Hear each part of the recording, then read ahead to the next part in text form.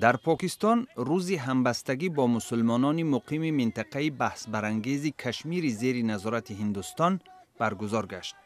راهپیمایی‌ها در شهرهای مختلف و از جمله پشاور برپا شدند. به قول گردآمدگان کشمیر باید بخشی از پاکستان باشد. در این جمع آمد کودکان صحنه حمله سربازان هندی بالای دختران کشمیری را نمایش دادند که در نهایت با نجات دختران کشمیری از سوی رزمندگان این استان به انجام رسید. در ارمنستان اعضای گروه مخالفین اشدی حکومت در میدان جمهوری شهر یریون جمع شده زیانی را که چند پیش پلیس در یک راهپیمایی به ماشین‌های آنها رسانده است نمایش دادند.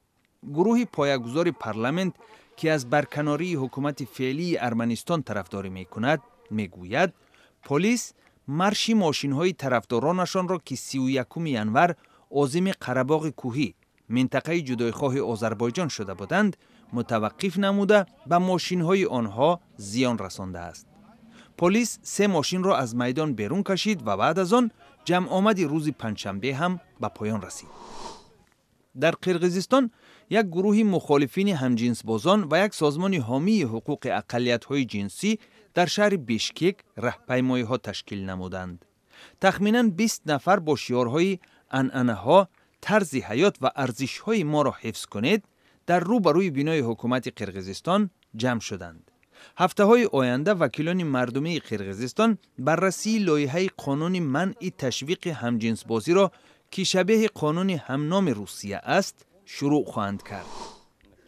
در شهر کابل خادمان سفارت ایالات متحده آمریکا با یتیمخانه‌های افغانستان همکاری راه اندازی کردند که هدف از آن تهیه برنامه‌های مستند تلویزیون و رادیو درباره حیات یتیمان در این کشور است. منصبداران افغان میگویند این برنامه‌ها در دوام 1.5 سال آینده در شبکه‌های تلویزیون و رادیو پخش خواهند شد.